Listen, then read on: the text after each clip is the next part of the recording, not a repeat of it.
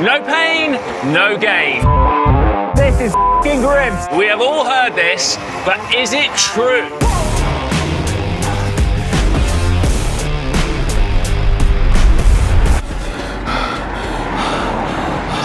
Not necessarily. Zone 2 training delivers results without much pain, and I'd argue if you're just after health and fitness, then you don't need to deal with much pain either. Although, if you want to improve your VO2 max and live forever, that's another story. But if your goals are more about performance and pushing yourself, then pain is definitely something that you'll be familiar with.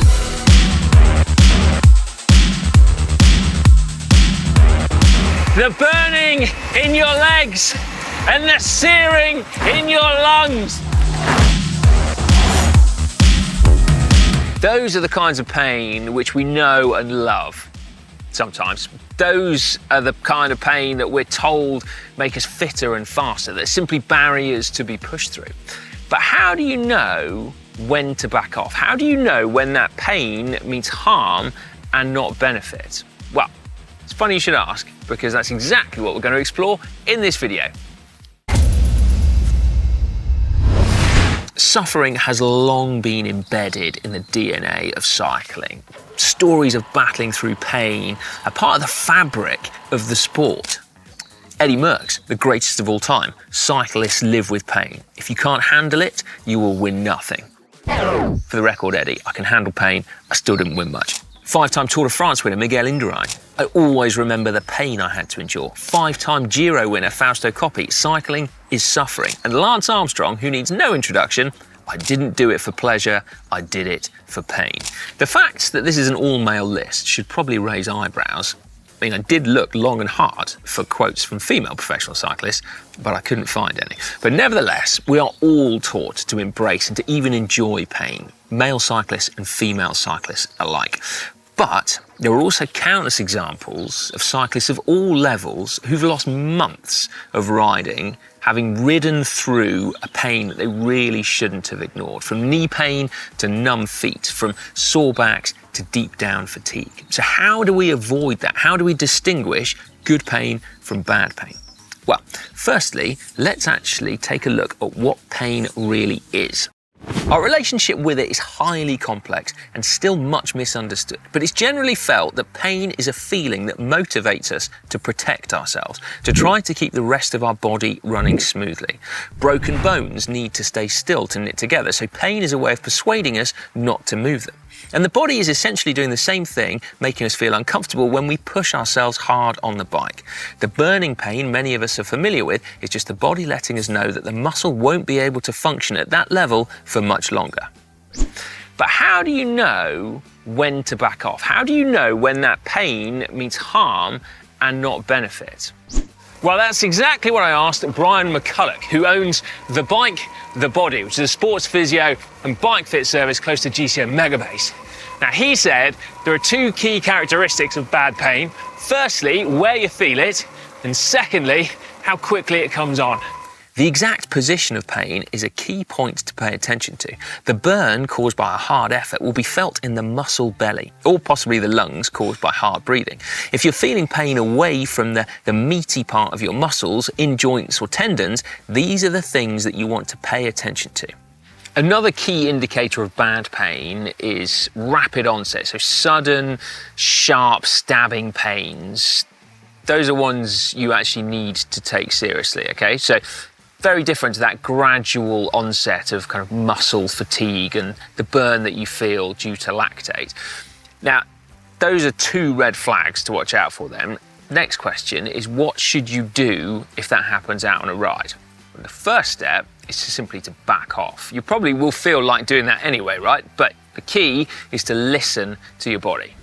If the pain subsides and you find you can ride freely after a few minutes, then happy days. But if that doesn't happen, then maybe stop, try a few stretches to ease the affected area, maybe use it as a reason to stop for something to drink or to eat, and then see how you feel when you get back on the bike. Heading home is probably a good idea though. If you're suffering from some kind of long-term or overuse injury, then riding home is probably not going to do much more damage, not unless you're 500 kilometers away or something stupid. But if you have the option of a bailout, then I would definitely take it. Then what? Well, the process that's probably already started to happen in your brain is one of trying to work out exactly what's causing the problem. But here is a very handy tick list. Have you significantly increased your training load or intensity? Are you riding significantly different terrain, like long climbs, that perhaps you're not used to?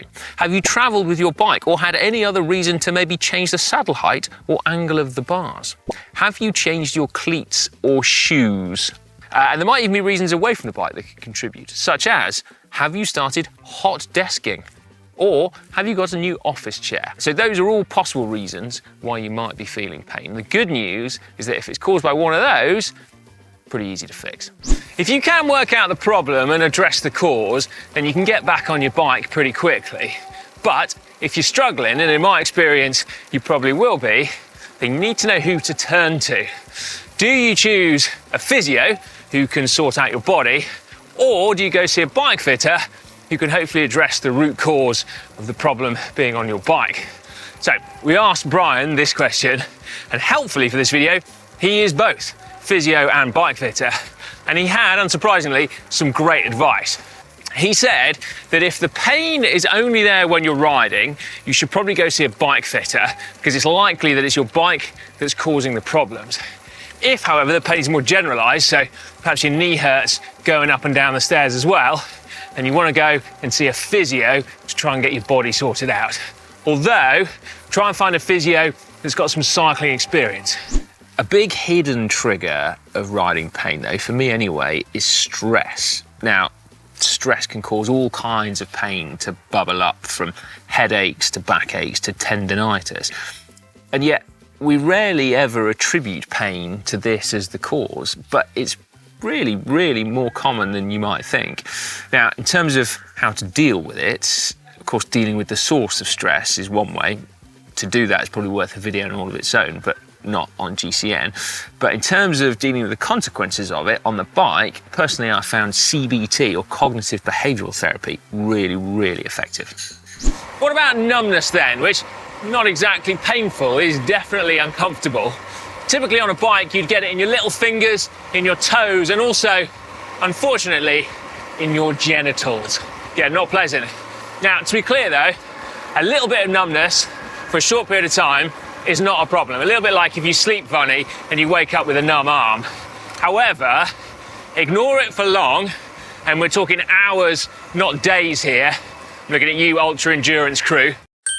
Then you can do some serious damage, and nerves take a long time to recover. So pay attention to this one. Unfortunately though, it's easy to fix. It tends to be bike fit. We also need to talk quickly about overtraining, or more accurately for most of us, probably just doing too much. Because often it's not a case of the riding that we're doing, but actually all of the other stuff that we're trying to cram into our busy lives that mean that we can't recover. And it's a really serious one, this one, or it can be, not least because it will ruin your riding for a little bit, but also there are some knock-on health implications. And I actually did make a video on this a couple of years ago that might be worth checking out. But in a nutshell, it might not manifest itself with tiredness. It might manifest itself with feelings of soreness, muscle soreness, particularly when you're trying to ride hard. And as I said, it's a tough one to crack, this one. Perhaps the best way to work it out is if you use a heart rate monitor regularly. If your heart rate's not going up as high, that's a red flag. Or if it's taking a long time to get high, then that too is another flag. If you don't use a heart rate monitor, then some honest reflection, probably a good idea, just to give you some much needed insight onto how much you've been doing and whether or not it is sustainable. Overtraining, as I said, is typically one of the toughest issues to crack, in part because we get so caught up in those cliches of suffering being such an important part of training that we can actually lose sight of what's okay and what's not. But to be clear, there is no gain in this pain. So there you have it. I am all for embracing pain, but sometimes you do need to pay attention to it. Not often, and you definitely don't need to worry, because I think perhaps the biggest take home is that your body is much better at getting you to stop doing something because of pain than you are at overriding it and carrying on going. But still, here are the warning signs: the location of the pain, sudden onset, muscles, joints, that kind of thing. Then also pay attention to stress, to numbness, and to overtraining as well. Right, if you've enjoyed this video, please give it a big thumbs up. And as I mentioned earlier, there's another video on overtraining that is probably well worth a watch. So I'll pop a link to that one in the description beneath this video.